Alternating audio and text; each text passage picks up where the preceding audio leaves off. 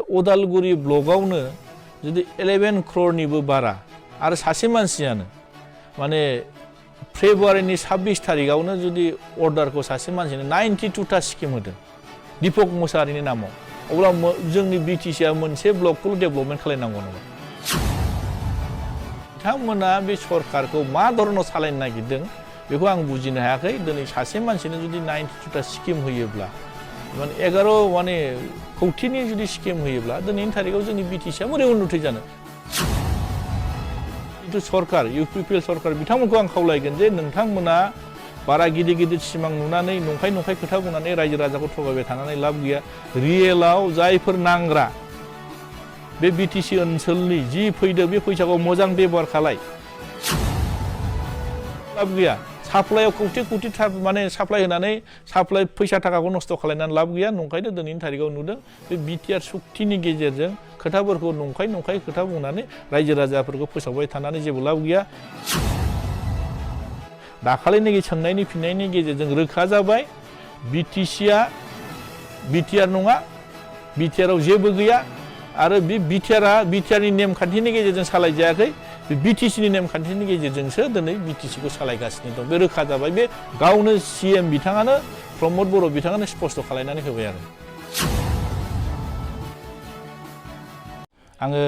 दिनै नैबे ससियेल मिडियानि गेजेरजों फंनैसो खोथाखौ रायजोनि गेजेराव मिथिनो सानदों जोंहा 17 आरो 18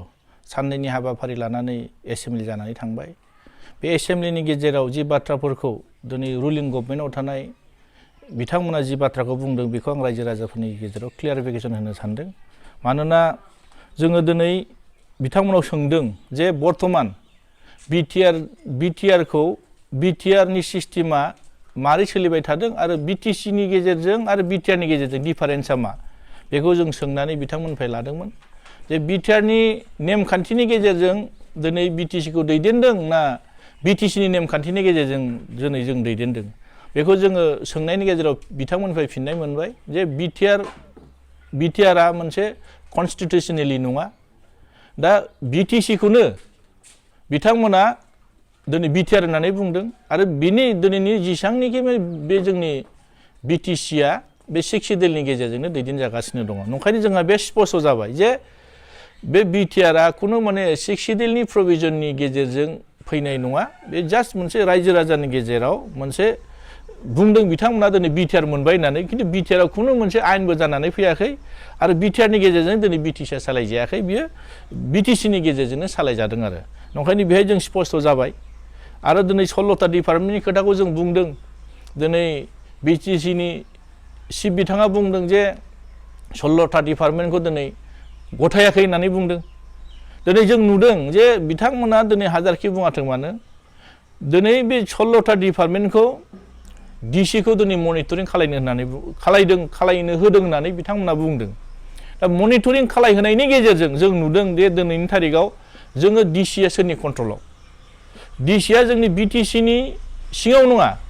डिसिखौ सालायो डाइरेक्ट दिसपुरा जायनि बेलायाव दिनै जों बिटिसिआव थानाय माखासे पावारफोरखौ दिनै बिथांमोना मावनो नागिरदोंब्लाबो दिनै मावनो हानायखौ जों नुवाखै मानोना प्रेक्टिकेलाव दिनै डिसिआ दिनैनि तारिखआव जोंनि बे ओनसोलनि माखासे खामानि मावनाय दामानि मावनायफोरखौ जिबायदि बिथांमोना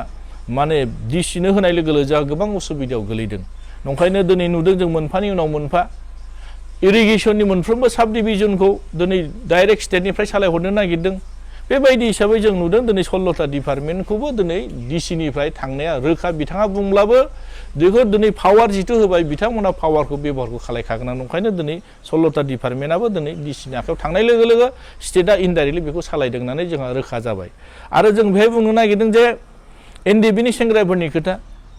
एनडिबिनि सेंग्राफोरखौ दिनै माखासे एक्स एनडिबिनि सेंग्राफोरखौ दिनैनि तारिखआव दिनै मा रिहेबिलिटेसन होनो हाखो होननानै आं सोंनाय जादों बे सोंनायनि गेजेराव बिथाङा मोनसे रोखायै बुंदों जे दिनै माखासे जाय एनडिबिफ्रा दिनै नांनानै मुंख्लं जाबाय बिथांमोननि नामाव मार्टियासनि नामाव गभर्नमेन्ट अफ आसाम आरो गभर्नमेन्ट अफ इन्डियानि गेजेरजों 5 लाख खरै बै न'खरनो दिनै होनो गोनांमोन दिनै बिनि गेजेराव 320 जन न'खरनो बिथांमोना होबाय होननानै बुंदों दिनै 320 जन फेमिलिया मोनदोंना मोनाखै बेहाबो सन्देहआव दिनै आं सोंनानै नायबाय बेनि गेजेराव 320 जन मोननाय फेमिलि आं दिनैसिमबो नुवाखै नंखायनो आं खावलायदों बेखौ नाम महरै बिथांमोना क्लियार खालायना होनांगौ नंखायनो दिनैनि थारिखआव 320 जननि खोथायाबो दिनै बे नंखाय बायदि पबित्र हदनाव बिथाङा दिनै माखासे बाथ्राखौ नंखाय बुंनाया दिनै फोरमान जादों आरो दिनै बेहाय मोनसे खोथाखौ बुंदों जे जोंसार मुसाहारि जनक कुमार ब्रह्म बिथांनो दिनै बिथांमोननो 1 लाख करै बिथांमोननि फेमिलियाव होनाय जादों होननानै बुंदों दिनै जोंथ' सोंनानै मोनबाय बिथांमोना दिनैनि थारिखआव 1 लाख करै होदोंब्लाबो बे बिथांमोना दिनै बुंदों किन्तु दिनै जों न'खराव सोंनानै मोनदों 1 लाख करै बिथांमोना मोनाखै सारादु खुंनाय नामाव माबा मोनसे हैदों बिथांमोना दा बेफोराव बिथांमोना बेहायबो मिसलिया खोथा बुंदों आरो बिथांमोना दिनै फिक्स पेआव बिथांमोननि न'खरनो साख्रि होनायनि खोथा बुंदों बे साख्रि होनायाबो नंखाय केजुएल वार्कार हिसाबै बिथांमोननो होदों दिनै केजुएल वार्कार हिसाबै होनाया मा फोरमायनो नागिरो बेथ' जास्ट माने गथ' गोरलैखौ थगायनाय बायदि जादों नंखायनो दिनै बिथाङा जि मोनसे पावाराव थानानै जोंखौ थगायबाय थादों बे रोखा जाबाय थादों नंखायनो आं बुंनो नागिरनाया नैबेसो जे बिथाङा जिबायदि जों बर' हारिनि गेजेराव माने बिटिआर मोनबाय होननानै जिबायदि मोनसे गौरब अनुभब खालायहोदोंमोन दिनै नुदों दिनै बिटिआरनि गेजेरजों जेबो जों जानायखौ नुवाखै आरो बेनि गेजेराव जों बुंथारनांगोन जोंहा थांनाय 20 आरो 21 नि बाजेटआ जोंहा थांनाय बाराव 671 crore 671 crore 78 lakhsमोन नाथाय दिनै बिटिआर जाखांनायनि उननिफ्राय जों नुदों 2021 आव जिथु बाजेट बे बाजेटआ फैदों मात्र 602 कौटि 36 लाख अब्ला जोंनि थाखायाबो खमायनासो फैबाय दा अब्ला जों रायजोफोरा बेखौ बिजिरनांगौ बिथाङा जे पावार मोनदों होननानै बिटिआर मोनदों होननानै दिनै बिथांमोना बेसेबां माने गौरब खोथा बुंदोंमोन दिनै बेबो नंखाय फोरमान जाबाय थादों आरो आं बेहाय सोंदोंमोन जे 1500 कौटि थाखानि खोथा बिथांमोना मोनसे समाव बिराद 1500 कौटि थाखानि खोथा बुंदों जे बिटिआर जाबाय 1500 कौटि थाखा मोनबाय दा 1500 कौटि थाखाखौ दिनै बबाव बाहायखो आरो मा खालामनो नागिरदों बे आं सोंनानै मोनबाय जे 1500 कौटिनि थाखाखौ बिथांमोना दिनैनि थारिखआव प्रजेक्ट प्रप'जालसो हरदों 1500 कौटिखौ दिनै बिथांमोना प्रजेक्ट प्रप'जालसो हरदों दा थारमाने 1500 कौटि थाखायाबो मोनाखै बोसोराव जोंनो 5 कौटि थाखा खरै हरनांगौमोन बिटिसि सरकार दानाया दिनै बोसोरसे जाबाय अब्लाथ' जों 500 कौटि थाखा मोनबोनांगौमोन दासो माने बिथांमोना जुदि प्रजेक्ट जुदि प्रप'जाल हरदोंब्ला फैसाखौ जों माला मोनगोन बेहायबो बिथांमोना फेलर रायजो राजाखौ थगायदों आरो बिथांमोना जिथु माने एनेक्सार नाम्बार 1 2 3 4 बेहाय माखासे डेभेलपमेन्ट पेकेज दङ बिथांमोना जायनि बेलायाव इउनिभार्सिटिनि खोथा बुंदों माखासे इन्जिनियारिं कलेजनि खोथा बुंदों माखासे मेडिकेल कलेजनि खोथा बुंदों दा बेहायबो बिथांमोना कनसेप्ट पेपारसो रेडि खालायदों अब्ला जोंनि बे 1500 कौटि थाखा स्पेशल पेकेज होननानै जों मा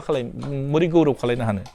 नंखायनो नुदों जे बिथांमोना मोनफानि उनाव मोनफा बिटिआरनि सुक्तिनि गेजेरजों गासिबो थगायजोबनाया बे रोखा जाबाय नंखायनो रायजो राजाखौ दिनै आं फोरमानखौ होनो सानदों जे बिथांमोना दिनै बिपिएफखौ सम सम रायबाय थायो बिटिसिखौ बिपिएफनि सरकार माने साप्लाइ गभर्नमेन्ट होननानै बुंदों दिनै जोंथ' नुबायना जोंथ' एसेम्बलिनि गेजेरजों बिथांमोनाव जोङो बिनायनि गेजेराव जों नुदों दिनै प्रमद बर'नि डिपार्टमेन्टआव बेसेबां कौटि थाखानि साप्लाइ होदों दिनै माने हेल्थआव बेसेबां माने इरिगेसननि नामाव बेसेबां साप्लाइ होदों आरो जोङो माने डब्लिउपिटिआव बेसेबां साप्लाइ होदों पेनियार्डआव बेसेबां साप्लाइ होदों आर्बानाव बेसेबां साप्लाइ होदों आरो एनिमेल हासबेन्डारियाव बेसेबां साप्लाइ होदों आरो एग्रिकालचाराव बेसेबां साप्लाइ होदों दा जों हिसाब खालायनानै नायबाय जोंनाव तय्थ फैदों बिनि गेजेराव जोङो 180 crore बारा बिथांमोना दिनै साप्लाइआवनो माने गारजोबबाय फैसाखौ अब्ला जोंनि डेभेलपमेन्टआ बहा थांगोन दा बिथांमोननि गेजेराव जों नुदों जे माने हेल्थ डिपार्टमेन्टआव बिथांमोना health and family वेलफेयाराव 35 crore 90 lakhs 21,000 35 crore 90 lakhs 21,000 थाखा माने हेल्थ एन्ड माने वेलफेयाराव बिथांमोना गारदों आरो इडुकेसनाव गारदों 50 crore साप्लाइ होदों बिथांमोना आरो डब्लिउपिटिआव होदों 37 crore 13,84,000 आरो पेनार्डियाव होदों बिथांमोना 26 crore 76 lakh 65 crore 65,000 बिथांमोना दिनै बे साप्लाइ होदों आरो आरबान एरियायाव होदों 8 crore 44 lakhs आरो एनिमेल हासबेन्ड्रियाव होदों बिथांमोना हांसोनि नामाव माने 6 लाख आरो बोरमानि नामाव 8 लाख आरो माने एग्रिकालचाराव होदों बिथांमोना 21 crore बिथांमोना दिनै साप्लाइ होदों दा गासै बेखौ नायोब्ला जों नुबाय हिसाब खालामनानै जों नायबाय जे 180 crore बारा बिथांमोना साप्लाइयावनो गारदों दा 202 crore 180 crore बिथांमोना दिनै साप्लाइ होदोंबा जोंनि ओनसोलफ्राव बेसेबां साप्लाइ फैखो जों साबैसे बर'फ्रा मोनखो साबैसे बिटिसिनि रायजोफ्रा मोनखो बेखौ बिथांमोना दिनै होदोंब्ला जेनेबा मालफ्रा नामा दङ नोंथांमोननो नांगौ जायोबा डकुमेन्टस वाइसै आं हरनो हागोन नोंथांमोना बे डकुमेन्टसाव नायबानो मोनगोन बेखौ आं नोंथांमोननो खिथानो हागोन मानोना डकुमेन्टसा बिराद रोजाथार बेखौ नोंथांमोना नायनानै मोनफानि उनाव मोनफा होबाय थाबानो जाबाय नंखायनो दिनैनि थारिखआव साप्लाइना नाम वाइज सोरनो होदों बिथांमोना स्पष्टयै लिरनानै होखानो गोनां जादों मानोना जोङो आनस्टार्ट कुइसनाव जों रिटेनलि बिनाय जादों नंखायनो बिथांमोननि गेजेरजों जोङो मोनबाय दा नोंथांमोना बेखौ ससियेल मिडियानि गेजेरजों रायजो राजाफोरनो फोरमायना होनांगौ दा नंखायनो आं खावलायनो नागिरनाया नैबेसो जे सरकारनि खोथा बुङै बुङै मोजां सरकार होननानै बिथांमोना जि मोनसे नाम गायबाय थादों कमप्लिटलि बिथांमोना जोंनि जिथु सा सुबिदानिफ्राय माखासे रायजो राजाखौ बन्चित खालायनायखौसो जों नुदों आरो नंखायनो आं खावलायनो नागिरदों जे जोंनि सरकारखौ दिनै बिथांमोना जोंनि सरकार मोजां सलायदों दिनै बिपिएफखौ बुङै बिथांमोना दायखौ एरायबाय थाबा जानाय नङा मानोना दिनै रायजो राजाफ्रा बिथांमोनखौ सालायनो थाखाय बिबान गथायनाय बायदि जादों आरो बिथांमोना बिबानखौ मोनबाय दिनै जोङो बिपिएफनि सासे आं एमसिएल हिसाबै बिथांखौ खावलायगोन सरकारखौ मोजां सालाय रायजो राजानि उन्नतिनि थाखाय मोजां खामानि माव दा बिथांमोना दिनै जोंखौ माने बिपिएफ हिसाबै बुंनानै एरायना थाबाथ' जानाय नङाना नंखायनो आं नुदों दिनैनि थारिखआव जे बिपिएफखौ बुंनानै बिथांमोना दायखौ एरायबाय थानायखौ जों नुदों आरो दा 16टा डिपार्टमेन्टआ देक जों गावनि पावारखौ सालायनो रोङैनि थाखायनो गुबुननि आखायाव थांबाय आरो दिनैनि थारिखआव दिनै माखासे डिपार्टमेन्टफोरखौ बिथांमोना हमथानानै खामानि मावनो हायाखै दा जोंनि गेजेराव जोङो मोनफानि उनाव मोनफा पावारखौ गाबथानो हायाखै आरो बिटिआर ओमफ्रायथ' दिनैनि थारिखआव बुंनो थांब्ला आरो मोनसेबो गोदान आयेनबो जाफैयाखै आरो बिटिआरआ कनस्टिटिउसनेलिबो नङा आरो बे जों प्रुफ जाबाय नंखायनो रायजो राजाफ्रा बेखौ मिन्थिनाया मोजां दिनै प्रमद बर' सरकारा गासिबो मिसलिया खोथा बुंदों नंखाय फोसावदों रायजो राजाखौ थगायगासिनो दङ बे जोंनि थाखाय रायजो राजाफोरनिफ्राय साननो गोनां बबेखौ जों बिटिसिखौ ओरैनो मोनाखै बिटिआरखौ जों ओरैनो मोनाखै आन्दलननि गेजेरजों मोनदों बे आन्दलननि गेजेरजों मोननाय माखासे जायफोर माने जों मुंख्लं जाबाय बे मुंख्लंफोरनि थाखाय जि माने मार्टियार्सफोरनि थाखाय थाखा फैसा होनांगौमोन 5 लाख करि होनांगौमोन बेखौ बिथांमोना होआखै ओरैनो 320 जननि नाम होफ्लानानै बिथांमोना बै फेमिलिखौ लाजि फोनांनायसो जादों नंखायनो आं खावलायदों बिथांमोना जुदि 320 जननि जिथु नाम होदोंब्ला इमिडियेट होनांगौ आरो होआखैब्ला बे थगायनाय आरो जोंनि गेजेराव माखासे एनडिबि सेंग्राफोरखौ आरो माखासे बड' इउथफोरखौ पारामिलिटारियाव रिक्रुटमेन्टनि खोथा बुंदों दिनै रिक्रुटमेन्ट साबैसे बर' सेंग्राया मोनखो साबैसे एनडिबिनि सेंग्राफ्रा मोनखो दिनै कभिडनि खोथा बुंनानै बिथांमोना दाय एरायबाय थाबा जानाय नङा कभिडनि दहाय लायै बिथांमोना एरायबाय थाबाथ' जानाय नङा कभिडनि एसअपिडिनि प्रट'कल मथेनो खामानिखौ मावलांबाय थानांगोन देशआ बिदिनो सोलिलांबाय थानांगोन जितु माने कभिड जादोंब्ला कभिडखौ एरायना थाबाथ' जानाय नङा नंखायनो आं खावलायदों बे गेजेराव दिनैनि एकर्डनि गेजेरजों फैनाय माखासे दफाफोरखौ इमप्लिमेन्टेसन खालायनांगौ आरो जोंनिफ्राय स्पष्ट गामि दानख'नाय आरो सोसननायनि खोथा बुंबाय थादों कमिसननि खोथा बुंदों गामिया बारायनायनि खोथा बुंदों ओरै सनितपुर बिश्वनाथ डिस्ट्रिक्टखौ बारायनायनि खोथा बुंदों जोंथ' मोनथिनायाव दासिमबो जुदि 6 मासनि गेजेरावनो रिपर्ट साबमिट खालायनांगौमोन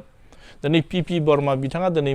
रुंसारिसो जालायलायबाय दा रिपर्टखौ साबमिट खालायनो हायाखै दा माला जागोन बेफोरो नंखायनो जों खावलायदों जोंहा दानख'नायनि बाथ्रा गैया जों सोसननांगौ जों कन्टिनिउवास एरियाखौ जों सोसननांगौ दिनैनि थारिखआव आं खावलायगोन जों सोसननायखौसो लुगैदों जों दानख'जानायखौ लुगैयाखै नंखायनो आरो जोंहा गोबां माने माखासे एनडिबिनि सेंग्राफोरखौल' नङा बड' इउथफोरखौ रिक्रुटमेन्टनि खोथा बुंदों बैसोआ नेनानै थाया बैसोआ रावहाबो नेना थाया नंखायनो थाबनो बे खामानिफोरखौ मावनांगौ आरो जोंनि गेजेराव दिनैनि थारिखआव जों नुदों जे बिटिसिनि चिफ आरो सिएएम बेखौ आं सोंदोंमोन बेखौ बे नामजों गाबज्रिनायाव माबा मोनसे बेनिफिट दं नामा आरो बे बिटिआर जाखांनायनि उनाव जे माने सिटखौ सिएम होननानै बुंबाय बे जोंहा माबा मोनसे लाब जागोन नामा बिटिसि ओनसोलनि रायजो हिसाबै माबा मोनसे लाब जागोन नामा बेहायथ' जेबो गैया अकल नामसो सोलायदों आन्दलननि गेजेरजों बे बिटिआर सुक्ति जानाया अकल नामनि थाखायल' जों आन्दलन खालायो नामा सिबानो बेनो ओंथि फोरमायोब्ला आरो सिएमआबो बेनो एखे ओंथि फोरमायोबा बेहायलाय मा लाब जागोन जोंहालाय जेबोथ' लाब जाया नंखायनो दिनैनि थारिखआव जोंखौ बिथांमोना नंखाय खोथा बुंनानै थगायनायनि अनगायै जेबो गैया सिबिआइनि खोथा बुंदों बिथांमोना एनआइएनि खोथा बुंदों आरे नोंथांमोननि आखायाव जिथु पावार दं नोंथांमोना जि मावनो नागिरदों मावबाय था बेजों लोगोसे डेभेलपमेन्टनिफ्राय बिथांमोना एरायना थाबा जानाय नङा मावनांगोन जोंनि ओनसोलफोरखौ मावनांगोन मानोना नोंथांमोना दिनै सरकाराव फैबाय सरकाराव फैनानै डेभेलपमेन्टखौ मावनांगोन नंखायनो आं खावलायदों जे बिथांमोना सरकाराव थानानै मोजां खामानि मावनांगौ नैबे बिटिआर सुक्तिनि गेजेरजों जों बुंनो थांब्ला जों नुगोन डेम'क्रेटिकेलि मुभमेन्ट खालायनायाव एबसुआ 2010निफ्रायसो गोदानहै बिथांमोना डेम'क्रेटिकेलि मुभमेन्टखौ लाफिनदों बिनि सिगां बिएसि एकर्ड खालायबाय बेल्ट एकर्ड खालायबाय बे मोननै एकर्डनि गेजेराव मार्टियार्सफोरनो जि होनांगौ होखाबाय जायफोर मुंख्लं जादों बिथांमोननि नामाव होखाबाय आरो नैबे बिटिआर सुक्तियावथ' एनडिएफबिनि अनगायै आरो सोर थानो बेथ' एनडिएफबि फेमिलियासो थागोन आरो बेनि गेजेराव सोरबाफोर थालांदोंबा थागोन खिन्थु दिनैनि थारिखआव एनडिएफबि फेमिलिफ्राथ' रावबो मोनाखैना मार्टियार्सखौ बिथांमोना जे 320 जन होबाय 320 नो होखांबाय होननानै बुंदों दाथ' होआखै बेथ' प्रुफ जाबाय पबित्र सदनावनो जुदि नंखाय खोथा बुंनानै बुंनो हानाय व्यक्तिया अब्ला बे आरो बेसेबां नंखाय खोथा बुंनो हागोन आरो नंखायनो जुदि 320 जनखौ रायजोआ खालायना होनांगौ सोरनो होखो बिटिसि गभर्नमेन्टआ राजहुवा खालायना होनांगौ जे 320 जन फेमिलिनो होबाय होननानै बिनि बे लिस्टखौ बिथांमोना राजहुवा खालायना होनांगौ आं बेखौ खावलायगोन नोंथाङा सासे एनडिएफबिनि दैदेनगिरि हिसाबै जे नोंथांमोननाव हिसाब दङ जे एनडिएफबिनि मुङाव मुंख्लं जानायफोरखौ दा नोंथांमोननि बायदिब्ला अनलि 320 जनल' मुंख्लं जादों नामा एनडिएफबि जोंनिफ्राय स्पष्ट जोङो 2000निबो बारा अलरेडि गभर्नमेन्टनो गथायखाबाय जायफोर मुंख्लं जानाय बे मुंख्लंफोरनि लिस्टखौ जोङो अलरेडि गभर्नमेन्टनो गथायबाय दा बे लिस्ट मथे बिथांमोना 5 लाख करे जिथु माने जाय मुंख्लं बिथांमोननो होनांगौ बिथांमोना बे 320 जनल'थ' नङाना जोंहाथ' बहुद दङ बे माने फेस सिस्टेमाव होनो नागिरदों बिथांमोना होनांगौ गासिबो बे आंनिफ्राय खावलायनाय आरो जोंनियाव गासै 2000निबो बारा एक्जेक्ट फिगारखौ आं लिस्ट नायनानै बुंनो हागोन नाथाय जोंनाव दासिमहालागै 2000निबो बारा बे बुस्थुआ अलरेडि जोंनाव लिस्टआ जमा जाबाय आरो बेखौ जोङो गभर्नमेन्टनो गथायबाय बिथांमोना बुंबाय थादों आरो साफ्रोमबो एनडिएफबिफोरनो जे 4 लाख रांखौ होजोबबाय होननांगौ मात्र 200 ल'सो दंबावो होननानै बे मोनजोबदों ना मोनजोबाखै एनडिएफबिफोर बे बिराद गिदिर मोनसे रहस्य जानानै थादों जोंनि गेजेराव जेब्लानाखि जों सिजफायार खालायो 2005आव बेहाय जोंनो माखासे स्टिपेन्ड गभर्नमेन्टआ केम्प सालायनो थाखाय माखासे सेंग्राफोरनो बे डिफारेन्स खालायना होदों 836 जननो जोंनो गभर्नमेन्टआ फार्स्टआव 3,000 खरै होयोमोन उनाव 6,000 खरै होदों माने गभर्नमेन्टनि स्टिपेन्ड जोंनो होदों आरो बेहाय बिनि गेजेराव जों नुबाय जे माखासे बे 834ल'सो नङा जों गभर्नमेन्टनो लिस्ट खालायनायानो जोंहा 1200नि बारा मोनसे समाव एनडिएफबि माने फि हिसाबै आरो बिनि गेजेराव दा संबिजित फैबाय आरो नोङो रन्जन दैमारि ग्रुप फैबाय नङा होमबा आरो जोङो डिरेन ग्रुप हिसाबै जों बे ज' फैदों दा बिनि गेजेराव जोंहा लिस्ट जिथु गभर्नमेन्टआ साबमिट खालायदों बिनि गेजेराव खावसेया 4 लाख खरै माने 3 बोसोरनि थाखाय फिक्स डिप'जिट दोनदों आरो खावसेया दासिमबो मोनाखै भेरिफिकेसन पिरियडआवनो दंबाय थायो आरो बोसोरसेनि बारलांबाय दाबो जुदि एनडिएफबिनि सेंग्राफोरखौ जुदि भेरिफिकेसनाव दोनबाय थायोब्ला बिथांमोना बै सुबिदानिफ्रायथ' बन्सित जाबायना खावसे मोनै जोंखौ मानो बेहायबो आरो बोखावना दोनबावखो नंखायनो जुदि गोजोन आरो माने गोजोन गोरोबथाब्ला बे जुदि गभर्नमेन्टआ जोंनो बेखौ होनो नागिरदोंब्ला होनांसिगौ थाबनो आरो जोङो मैया 17 थारिखनि एसेम्बलि आरो 18 थारिखनि एसेम्बलिनि गेजेरजों जों सोंनानै फिननाय मोनबाय माने एनडिएफबिनि सेंग्राफोरनि थाखाय 150 crore अलरेडि बिटिसि गभर्नमेन्टआव सरकारनियाव जमा दं होननानै बुंदों बेखौ होनांसिगौ आरो मार्टियार्सफोरनि थाखाय माने 40 crore दं होनना बुंदों बेखौ होनांगौ दिनै फैसाखौनो जमा लाखिबाय थानानै जेबो लाब जायाना ओंखायनो बोसोरसे बारलांबाय एग्रिमेन्ट जानाया दासिमबो जुदि बे सुबिदानिफ्राय बन्सित जाबाय थायोबाथ' दायनिगिरियाथ' दानि सरकारानो ना नंखायनो आं खावलायदों बे जुदि फैसा जमा दंखायोब्ला होनांगौ आरो 4 लाख के होबाय नङा होमबा रांखौ जुदि 4 लाखखौ जुदि फिक्स पे होना बुंदों नोंथाङा फिक्स पे होयोब्ला जे एनडिपि फोरनि जे मावथिफोरा 3 बोसोरनि उनावसो मोनगोन बे फैसाखौ नङा होमबा 3 बोसोर मा मावना जागोन बिथांमोना दा जोंनियाव जुदि बेनो प्रब्लेम जादों जायफोर मोनदों मासाव 6,000 खरै गभर्नमेन्टआ जोंनो सोनानै होनाय खोथा 3 बोसोरखौ आरो दा 3 बोसोरखौ बे 6,000 खरै 3 बोसोर सोना होनांगौआ बेबो टाइमलि सोनानै होआ बेबो खावसेया मोनो खावसेया मोना दा जोंनि गेजेराव फ्रायभाग साफ्रोमबो एनडिबि फेमिलिया जुदि 3 बोसोरनि थाखाय जे फिक्स डिपजिट दोनदों जिहेतु जों दा रावबो सेंग्राफ्रानो दिनै फैसाखौ मोनाखै दा नंखायनो प्रब्लेमा जोंहा बिराद जादों दा बै सेंग्राफोरनि थाखाय जोङो एकर्डआव थाखानाय बायदि माखासे स्किल डेभेलपमेन्ट ट्रेनिं होयै माखासे गभर्नमेन्टनिफ्राय जिबायदि एककालीन भाबै जिथु हायज' होनानै थांना थानायनि राहा लामा बिथांमोना होनायनि बाथ्रामोन दिनैनि थारिखआव बे खामानिखौ मावफुङाखै नंखायनो जोंनि साफ्रोमबो एनडिबिनि सेंग्राफ्रा बिराद खस्थ'आव भुगिनानै दङ दा जायफोर सरकाराव दं सरकाराव थानाय व्यक्तिफ्रा दिनै सरकाराव थानाय जायफोर पावाराव दं बिथांमोना दिनै माखासे एनडिबिनि सेंग्राफोरनि सुबिदाफोरखौ उसुबिदाफोरखौ नायनानै मोनफानि उनाव मोनफा थाब थाब सुफुंना थांनायखौ आं खावलायदों आरो आङो दिनै बे धनस्रि समष्टिनि सासे एनडिबिनि माने बेकग्राउन्डनिफ्राय फैनाय हिसाबै एमसिएल हिसाबै आङो खावलायदों सरकाराव थानायफ्रा बे खामानिखौ थाबनो मावफुंनांगौ नङाब्ला जोंनि एनडिबिनि सेंग्राफ्रा बिराद गाज्रि अबस्थायाव दं सोरबा जेलाव दङ सोरबा माने बेमारजों भुगिनानै दङ सोरबा हा बायनो हायाखै भारा न'आव जानानै दं दा हाजिरा मुजिरा सोरबा थेला नारनानै जानानै दङ सोरबा रिक्सा सालायनानै जानानै दङ दा जुदि सासे जाथिनि थाखाय नांनानै फैनाय व्यक्तिया दिनैनि थारिखआव बेबायदि गाज्रि अबस्थायाव थानांगौब्ला जायफोर दिनै व्यक्तिफ्रा दिनै पावाराव फैनानै बिथांमोना रेड लाइट लानानै गिदिंनानै सोरबा इएम सोरबा जिएम सोरबा चिफ डिपुटि चिफ बिथांमोना गिदिर गिदिर लेक्सार होबाथ' जानाय नङाना रियेलखौ नायनांगोन समाज दानायनि बाथ्राया रियेलखौ नायनांगोन दिनै नांग्रा मानसिफोरनि अबस्थाया खोब गाज्रि बिथांमोननि थाखाय मोजां सिन्था खालाय 1500 कोटि थाखा मोनबाय होननानै बिराद रायजोनि गेजेराव जोङो रंजाहोबाय दिनै 1500 कोटि थाखायाबो दासिमबो लाबोनो हायाखै बाजेटआव फैनाय फैसाफोरखौबो दिनै जोंनि बिटिसिनि फैसाखौबो दिनै साप्लाइआव माने कौटि साप्लाइ होनानै दिनै जाजोब्बाय फारसेथिं वायरास जोंनि सेंग्राफ्रा दिनै नांग्रा मानसिफ्रा दिनै अबस्थाया खोब गाज्रि अब्ला जोंनि बर' समाज दानाय बिटिसि ओनसोलखौ उन्नतिनि खोथा बुंनायफ्रा बहा जागोन ओंखायनो दिनै जायफोर सरकाराव थादों बिथांमोना जि खोथा बुंदों खोथा बुंनायजों प्रेक्टिकेलाव खामानि मावनायजों टटेलि डिफारेन्स बेखौ रायजो राजाफ्रा बिनि सायाव बिजिरनांगौ आरो मोनसे समाव नुबाय थादोंमोन इएम राकेश ब्रह्म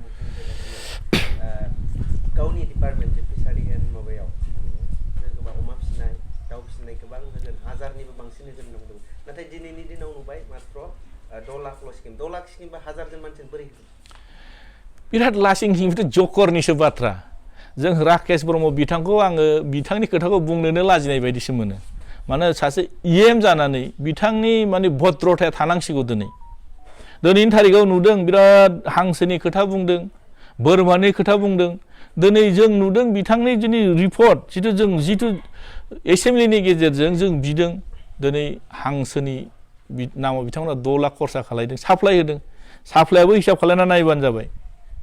बिथांमोननि साप्लाइया मा होदों आरो बोरमा 50टा साप्लाइ होदों बेबायदिनि गेजेरजों मा खालायनो नागिरदों बिथाङा नंखायनो राकेश ब्रह्मनि खोथायाथ' लासिं सिं आरो राकेश ब्रह्म बिथांमोनहा जुदि बेबायदि बिटिसिखौ सालायनांगौब्ला जोंनि बिटिसि ओनसोला डेभेलप जानायखौ जों नुहुरा दिनै बिथाङा जि खोथा बुङो प्रेक्टिकेलजों मिलाया टटेलि माने लासिं सिं आरो थगायनाय जादों नामा कमप्लिटलि थगायनाय साबैसे दिनै बेनिफिसियारिया दिनै माने हांसो मोनखो बोरमा मोनखो समा बिनि फिननायखौ होगोन फिग मिशननि खोथा बुङो बिराद गिदिर मिशननि खोथा बुंदों अमानि मिशन खोथा बुंदों बोसोराव लाख माने अमा फिनानै बिनि माखौ 1 लाखनिबो बारा बिथांमोना अमा फाननायनि खोथा बुंदों प्रेक्टिकेलाव बिथांमोना मावनो हागोन ना हाया बेखौ जों समखौ नेनांसिगोन दाथ' नुदों बिथांमोना गिदिर लेक्सार होदों दिनैनि थारिखआव बेबायदि हाबाफारिनि गेजेरजों बर'फ्रा दाउ अमाखौ फिखायो खिन्थु बिनि गेजेरजों दिनै जोंखौ दाउ अमा फिनायजों थगायना दोनबाथ' जानाय नङा जों मोजां माने खामानिनिफ्राय जोंखौ डाइभार्ट खालामना दोनबाथ' जानाय नङा नंखायनो बिथांमोना जिबायदि बेनिफिसियारिनो जों होदों बे जोंनि थाखाय थोजासे नङा मोजां खामानि माव दाउ अमा फिनायाबो जुदि बेजोंनो जुदि बिथांमोना जोंनि बर' जाथिखौ बा जोंनि बिटिसि ओनसोलाव थानाय रायजो राजाखौ डेभेलपमेन्ट खालायबाथ' जानाय नङा बे अमा मिशनासो अकल बर'फोरनि थाखायल' ना गुबुन हारिनि थाखाय बेयाव साननो गोनां जोंहा जोंनि बे बिटिसिआवथ' बर'फोरल' गैयाना गुबुन गुबुन हारि माहारिफोरबो दं ओंखायनो आं खावलायदों जाहाथे राकेश ब्रह्म बिथांनि खोथा बुंब्लाथ' मिनिथावनासो जायो आरो जिहेतु मोनसे खोथा जोंनि जे एनडिएफबिनि जे गोलाव सम नांबोनायखौ जे बिटिआर सुक्तिया जे फिलाप खालामनो हादों जे जाफुंसार होनो हादों बे एनडिएफबिनि नांनायनि जिथु मर्यादा आरो बे बिटिआर सुक्तिजों खुनु माने रिजाय जाया आरो बेथ' जेबो गैया बिटिआर सुक्तियाव मा दं बिटिआर सुक्तिनि गेजेरजों जों मा मोनखो बेथ' रोखा ना जोङो डिपार्टमेन्टखौ बारायनो हादों बिटिसिआव 39टा डिपार्टमेन्टनिफ्राय जों मोनबेसे डिपार्टमेन्ट बारायनो हाखो आरो दिनै जोंनि लुगैनाय बायदि बेथ' थाखानाय 6 सिडिउलनि माने इन्डियानि कनस्टिटिउसननि सिङाव 6 सिडिउलनि प्रभिजनानो दङ बेथ' गोदान जेबो बुस्थुआनो फैयाखै आरो दिनै जोंनि नांग्राफ्रा जेनाखैथ' जोंनि दैदेनगिरिफ्रा जेनदों जायनि बेलायाव जोंनि नांग्राफोरखौ बिथांमोना थगायनानै दोनजोब्बाय लिडारफ्रा लाब जादों दिनै दैदेनगिरिफ्रा लाब जादों बिथांमोना दिनै गिदिर गिदिर माने सोरबा देरहाना थांनानै जोङो बिटिसिनि चिफ जादों सोरबा एमएलए जादों सोरबा इएम जादों सोरबा गुबुन गुबुन दायित्व लादों दिनै सेंग्राफ्राथ' जेबो मोनाखै आरो बिटिआर सुक्तियावथ' जेबो गैया बिटिआर सुक्ति जानाय लोगो लोगो जोंनि बिटिसिनि बाजेटआ मानो खमायना फैखो बारायनोसो नांगौमोन ना डिपार्टमेन्टआ बारायनांगौमोन पावारा जोंहा बारायनांगौमोन जोंनि हा हुआ बारायनांगौमोन बिटिआर मोनखांनायनि उनाव दिनै गामिया मानो दानख' जानो नागिरखो गामिया दरबेसे बारायखो क्लियार खालायना होथों दा नोङो बिटिआर मोनदों होननानै मा गौरव खालायनो ओंखायनो जोंनि साफ्रोमबो एनडिएफबिनि केडारफ्रा बेखौनो बुंनो नागिरदों जे जोंखौ थगायबाय होननानै आरो जोंखौ थगायदों जोंनि लिडारफ्रासो थगायजादों आरो लिडारफ्रा थगायजाखांनायनि उनाव बेखौनो रायजो राजानि गेजेराव रं मोनसे मेसेज होनानै बिराद मोनबाय होननानै दिनै माखासे रायजो राजाफोरखौ खाम सिफुं जथा सेरजा लानानै दिनै रंजाहोदों जोंनि रंजाग्राफोरनिथ' दायित्व गैया रंजाग्राफोरनि दाय गैया खिन्थु बिथांमोना जोंखौ मिसलिड खालायनानै दिनै रायजो राजाखौ रंजाहोदों ओंखायनो खावलायदों दिनै बिथांमोना बिटिआर सुक्तिनि गेजेरजों बर' जाथिनो मोजां बुस्थु जेबो लाबोना होफैनो हायाखै थाखानाय जिथु पावार फांसन बेखौ खोमानोसो थांगासिनो दङ रियेल बास्तबआवथ' बेनो ओंखारबाय थादों माने बिटिआर सुक्तिनि गेजेरजों सोरखौबा बेनिफिट खालायना होनाय बायदिसो नुदों जोंहा जिबायदि लुगैदोंमोन बर' जाथि हिसाबै नांनायनि फिथाइयाथ' गैयानो दा प्रेक्टिकेलाव बेनो नुलांबाय थागोन जे बिटिआर सुक्तिनि गेजेरजों मोनफानि उनाव मोनफा दिनै बिसोर दफाफोरखौ इमप्लिमेन्टेसन खालायनायनि खोथा बुंदों बबे एक्टनि गेजेरजों इमप्लिमेन्टेसन खालायदों क्लियार खालायना होथों जोंनो रोखा खालायना होथों ओंखायनो दिनैनि थारिखआव जों बुंगोन आङो खावलायगोन दानि जिथु सरकार इउपिपिएल सरकार बिथांमोनखौ आं खावलायगोन जे नोंथांमोना बारा गिदिर गिदिर सिमां नुनानै नंखाय खोथा बुंनानै रायजो राजाखौ थगायबाय थानानै लाब गैया रियेलाव जायफोर नांग्रा बे बिटिसि ओनसोलनि जि फैदों बे फैसाखौ मोजां बेबहार खालाय आरो जोंनि माखासे बै नांग्राफोरखौ दिनै माने बिथांमोनखौ सबलम्बन हो थाखा फैसाखौ मिसइउज खालायना लाब गैया साप्लाइआव कौटि माने साप्लाइ होनानै साप्लाइ फैसा थाखाखौ नस्थ' खालायनानै लाब गैया नंखायनो दिनैनि थारिखआव नुदों बे बिटिआर सुक्तिनि गेजेरजों खोथाफोरखौ नंखाय खोथा बुंनानै रायजो राजाफोरखौ फोसावबाय थानानै जेबो लाब गैया दाखालिनि सोंनायनि फिननायनि गेजेरजों रोखा जाबाय बिटिसिआ बिटिआर नङा बिटिआराव जेबो गैया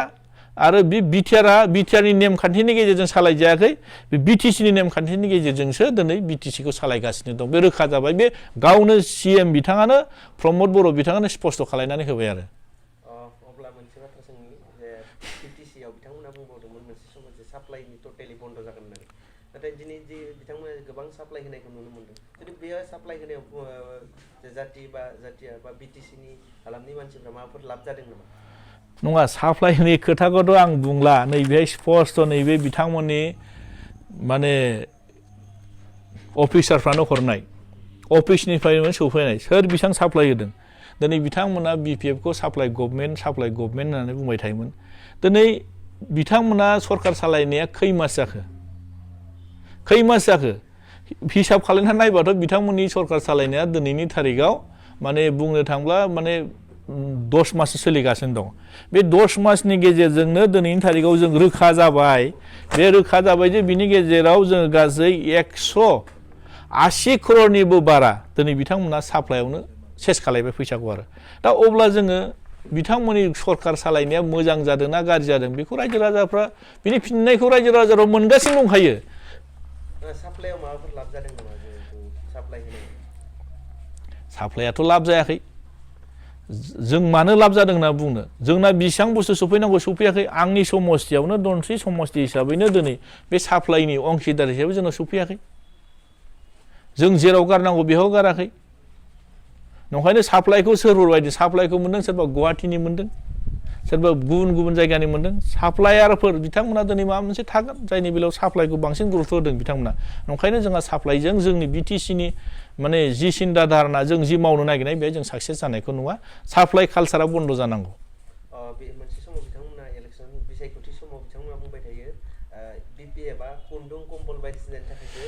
माबा खालामबाय थायो नों राजनिति खालामबाय थायो नों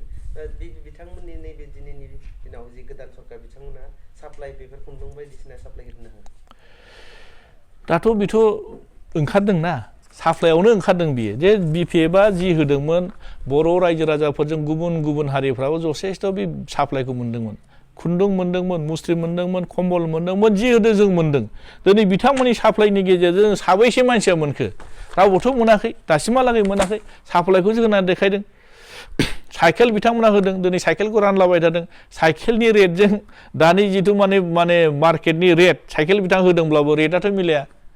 बे साइकेल गंसेयाव बिथांमोना 6200 खरै होदों रेटआ 6200 नि साइकेल नंगौना नङा बेखौ नायबानो जाबाय रायजोफ्रा मा साइकेल होदों बिथांमोना बेफोरनो आरो मोनफा मोनफा एग्जाम्पल हिसाबै ओंखायनो दिनैनि थारिखआव बिथांमोना दिनै बिपिएफखौ खुन्दुं कम्बलनि राजनिति खालायदों होनना बुंदों दिनै कम्बलखौथ' जों नांगौ बायदियाव होदों मोनदों जथेस्थ' दिनैनि थारिखआव बिथांमोना जि साप्लायदों दासिमबो मोनाखै अमाखौ साबैसे मोनखो बोरमाखौ साबैसे मोनखो दा बिथांमोननि जिथु माने साबैसे गथ'फ्रा दिनै लेखा मोनखो अनेक बिथांमोना खालि साप्लाइ नंखायनो दिनैनि थारिखआव बिथांमोनखौ जोङो जाहोनो थाखायसो मावनाय जादों आरो नैबे समाव नोंथाङा मोनसे खोथा सोंबावनि जिहेतु नोंथांमोना एमसिएलए जाबाय बिटिसिनि जों आं बावैसो सिगां जि सुक्ति जालांनाय जे बिटिआरआ जुदि मोजाङै जायाखैब्ला दा उन समाव जुदि बड'लेण्ड जुदि आन्दलन जाबावबा नोंथांमोना ओंखारनो नांखार दाथ' बे आन्दलननि खोथा फैथ'वा मानोना दिनै सुक्ति जादों होननानै बुंदों सुक्तिनि गेजेरजों दिनै मा फैदों मा फैयाखै बेखौथ' रायजोफोरा बिजिरगासिनो दङ आन्दलननि खोथाखौ दिनैनि थारिखआव जों दा बेहाय डिसिसन लानो हाथ'वा उननि समाव मा खामानि मावनांगौ बेखौ समानो बिनि फिननायखौ लाबोगोन ओंखायनो आं सासे एमसिएलए हिसाबै बेखौ बुंगोन जोंनो कनस्टिटिउसनेलि जि राइट्स आरो जि मर्यादा दं बेखौ गाबथानानै जों जुदि मोजाङै सालायलांनो हायाब्ला बे उननि समफ्राव बेखौ निस्सय बिनि समनिनो खावलायनाय बे समनि खावलायनायाव जोङो माबायदि बाहागो लानांगौ बेखौ जोङो सिन्था खालायनानै आवगायलांगोन दा बुंनो थांब्लाथ' आंनि समस्थियाव बिथांमोना जिबायदि खोथा बुंबाय थादों स्किमफोरखौ प्रेक्टिकेलाव नायनो थांब्ला आं सोंदों दा मोजां धरनाव बिथांमोना खामानि जायाखै मोनफा मोननै स्किम हमदों गुडविल स्किमनि बेबो मोजां इनकमप्लिट जानानै दङ आरो दिनै बिथांमोना दिनै पेनारडियाव एसअपिनिफ्राय जिथु मावदों जे जों नुबाय जे जोङो आरटिआइ मारिनानै जिथु तयथ' मोनदों उदालगुरि ब्लकआवनो जुदि 11 crorनिबो बारा आरो सासे मानसियानो माने फेब्रुवारिनि 26 थारिखआवनो जुदि अर्डारखौ सासे मानसिनो 92टा स्किम होदों दीपक मुसाहारिनि नामाव अब्ला जोंनि बिटिसिआ मोनसे ब्लकखौल' डेभेलपमेन्ट खालायनांगौ नामा जोंहा बिटिसिआव मोनबैसे डेभेलपमेन्ट ब्लक दं बिनि गेजेराव आंहाबो उदालगुरि ब्लकनि गेजेराव आंनियाबो मोनथाम बिसिडिसि गोलैयो बिनि गेजेरावथ' आंनाथ' गोलैयाखै नंखायनो दिनैनि थारिखआव नुदों बिथांमोना बे सरकारखौ मा धरनाव सालायनो नागिरदों बेखौ आं बुजिनो हायाखै दिनै सासे मानसिनो जुदि 92टा स्किम होयोब्ला माने 11 कौटिनि जुदि स्किम होयोब्ला दिनैनि थारिखआव जोंनि बिटिसिआ बोरै उन्नति जानो बेथ' जाख्ल'नायनि अनगायै गुबुन जेबो गैया सासे मानसियानो 11 कौटिनि बारा मोनदों नामा बिथांनि फार्मावनो बिथांनि माने माबायावनो बिथांनि लेखायावनो गासै 11 कौटिनिबो बारा बिथाङा दिनै एखे डेटआवनो टेन्डार खारायनानै बिथांनो सासे मानसिनो होदों बे बोरै जानो हागौ बिथांमोना रायजो राजाफ्रा बेखौ साननानै नायबानो जाबाय जे बे सरकारा मा खालायनो नागिरदों जोंनि बिटिसि बा बिटिआर बिथांमोना बुङै माबाफोरखौ पइन्टफोरखौ डाइभार्ट खालायना लांनानै दिनै मोननायनिफ्राय माखासे ओनसोलखौ समान अधिकारनि खोथा बुङो जौगानायनि खोथा बुङो बेबायदि स्किमफोरखौ जुदि मोनसे जायगायावनो गाव इएम जादों होननानै गावनाव दायित्व दं होननानै गावनि समस्थिखौल' डेभेलपमेन्ट खालायनो थाखाय गावनियावनो स्किम हमजोबाथ' जानाय नङाना जोंहाबोथ' रायजो राजाया जोंनि सायावबो आसा दं जोंनि ओनसोलफ्राबो डेभेलप जानांगोन मानोना जों बे आन्दलनफोरखौ जों ओरैनो बे जोंनि सुक्तिया ओरैनो जाना फैयाखै बे माखासे बर'फोरनि थै आरो जिउ बावसोमनायनि बाथ्रा दं नंखायनो ओनसोलफ्रा समान डेभेलपमेन्ट जानांगौ सोरबा व्यक्तिखौ जों नोजोर होनो नाङा समान अधिकारि मावनांगौ बिथांमोना आं खावलायदों दानि सरकारखौ आरो जेरैबायदि सासे मानसिनो 92टा स्किम होयोब्ला बिटिसिआव बा मोनसे समस्थियाव जे उदालगुरि जे ब्लकआव सासेल' थिकादार दं नामा होमबा नोंथांमोननि बेनोथ' बिराद सिन्था खालायनो गोनां जोंनियावथ' थिकादार बिराद दङ आरो उदालगुरि ब्लकआव बे जुदि बिनि नोजोराव सासेल' गोलैदोंब्लाथ' जों बुंनो हाला खिन्थु आंनि नोजोरावथ' सासेल' थिकादार गैया मावनो हानाय बयहाबो रेजिस्ट्रेसन दङ बे रेजिस्ट्रेसननि गेजेरजों केपासिटि गोनां मानसिफोर दङ होनांगौ दा बेहाय निस्सय माबा मोनसे बिथोराव बुजाबुजि दं जायनि बेलायाव सासे मानसिनि बिथाङा स्किमखौ होजोबदों नोंथांमोननि बायदिबा बियो टेन्डार जादोंना जायाखै मोजां ब्लक अफिसनिफ्रायथ' जों टेन्डारनि नटिस मोनाखै टेन्डारनि जेब्ला नटिस मोनगोन पेपाराव होनांगौमोन पेपाराव होनानै बेखौ बयबो पार्टिसिपेट खालायगौमोन गासिबो ब्लक अफिसावनो जाजोबदों जोंनि बे माखासे मानसिफ्राबो होगौमोन जे पकेट टेन्डार खालायनानै जुदि बेबायदि स्किम जुदिखौ लायोब्ला जोंनि बिटिसि ओनसोला बोरै डेभेलपमेन्ट जागोन नोंथांमोननि बायदिब्ला बे मोनफ्रोमबो जे ब्लकफोराव पकेट टेन्डार जादोंमोन दाथ' आंनि रौता ब्लक हिसाबै आंनि समस्थियाव गोलैयो माने सानदेयावथ' गासिबो अफिस बन्द सानदेयावबो बिथांमोना दिनै बे जेब्लानाखि बाजारनि टेन्डार जादोंमोन सानदेयावबो बिथांमोना टेन्डार होदों सानदेयाव बयबो मिथिगौ सानदे दिना अफिसा गासिबो बन्द थाजोबो सानदेयावबो जादों दा जेसेबांनाखि फिसा फिसौ खामानि जादों बिथांमोना गासिबो पकेट टेन्डार खालायनानै गावनि मोजां मोननाय व्यक्तिफोरनो बिथांमोना खामानिखौ रानसावना होदों बेजों बोरै डेभेलपमेन्ट जागोन बिथांमोना गुड गभर्नमेन्टनि खोथा बुंबाय थायो मोजां खामानि मावनायनि खोथा बुंबाय थायो दिनै माने थांनाय 15 बोसोर सरकार सालायनाय बिपिएफ सरकारखौ बखिबाय थायो खिन्थु बिथांमोननि खामानि मावनाया दिनै मोनफानि उनाव मोनफा गासिबो जाबाय थादों दाथ' नों सानना नाय पिएमजेएसवाइ ओमफ्राय नोङो एमजेएनरेगा बिसिडिसि लेभेलाव बेसेबां कारापसन जादों बिथाङा नायनांगौ गिदिर गिदिर लेक्सार होनानै दिनै बुंबा जानाय नङा दिनै बिसिडिसि लेभेलाव मा जाबाय थादों बिसिडिसि लेभेलाव जेब्लानाखि माने बे एमजेएनरेगा डिमान्ड हैनो थाङो इउजारफ्रा बेहाय सिगनेचारनि नामाव बबे अफिसाव बेसेबां फैसा जादों नोजोर हो चेयारमेनफ्रा मा खालायदों बेखौ नोजोर हो टिएलसिसि चेयारमेनफ्रा मा खालायदों नोजोर हो खालि फैसा जानाय कारापसनजों बिथांमोना दिनै गासिबो बेस्थ' जाना थायोब्ला जोंनि ओनसोलफ्रा बोरै डेभेलपमेन्ट जागोन रावबो दिनै इसांनिखि माने खामानि मावदों फैसा होआलासिनो दिनैनि थारिखआव स्किम मोनाखै